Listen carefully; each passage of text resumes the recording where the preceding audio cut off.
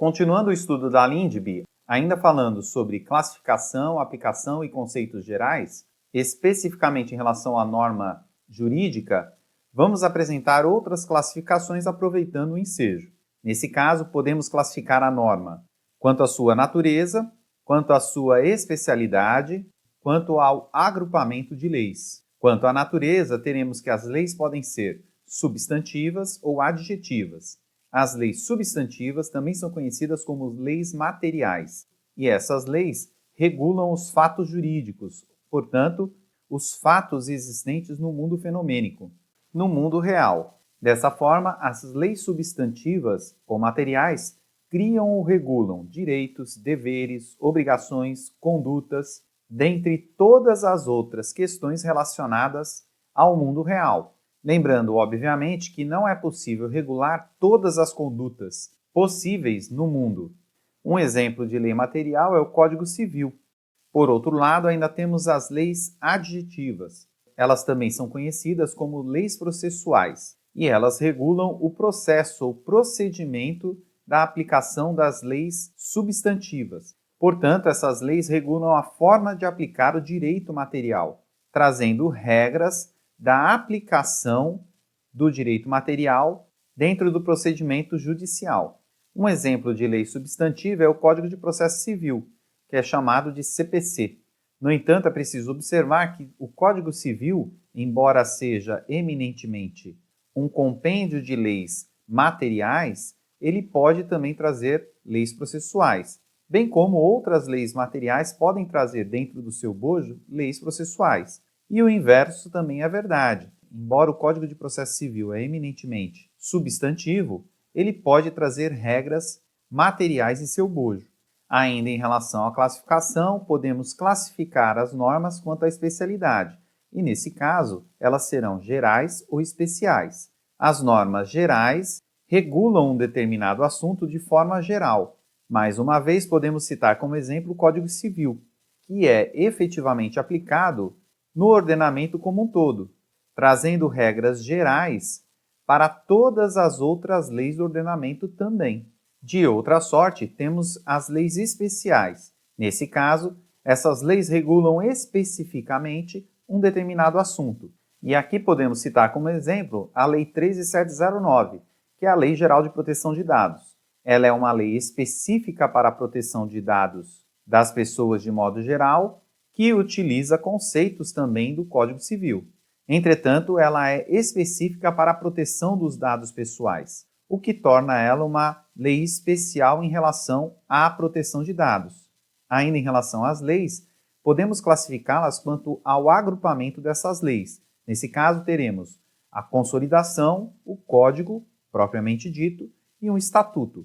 A consolidação é aquele que junta várias leis de assuntos semelhantes, organizando dessa forma o sistema jurídico, sendo que essas leis são já existentes no ordenamento em um único lugar.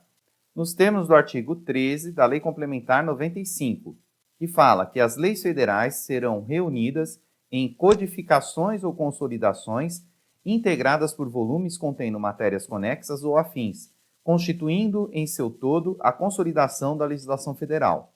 E no artigo 14, que impõe limitações a essa consolidação, ele determina no parágrafo 1º que medida provisória não convertida em lei não poderá ser consolidada. Portanto, em regra, uma consolidação não é necessariamente interrelacionada, ou seja, não é sistematizada a informação e ela não inova o ordenamento jurídico. Um exemplo disso seria a consolidação de leis do trabalho, a CLT, que no período de Getúlio Vargas, que foi quem consolidou a CLT, juntando as diversas leis trabalhistas existentes no ordenamento jurídico de forma espalhada em um único diploma legislativo, que é a CLT. Outra forma de agrupamento das leis é através do Código. Nesse caso, nós teremos o agrupamento de leis existentes ou não no ordenamento jurídico que regularão um tema de forma geral. Portanto, um código, geralmente, ele é interrelacionado, ou seja, sistematizado, suas informações se relacionam dentro de si mesmo e podem inovar o ordenamento jurídico. Podemos citar como exemplo o Código Penal, pois ele carrega dentro de si regras gerais relacionadas ao direito penal. Por fim, em relação ao grupamento, temos o Estatuto, e eles são microsistemas que regulam de forma específica um determinado assunto.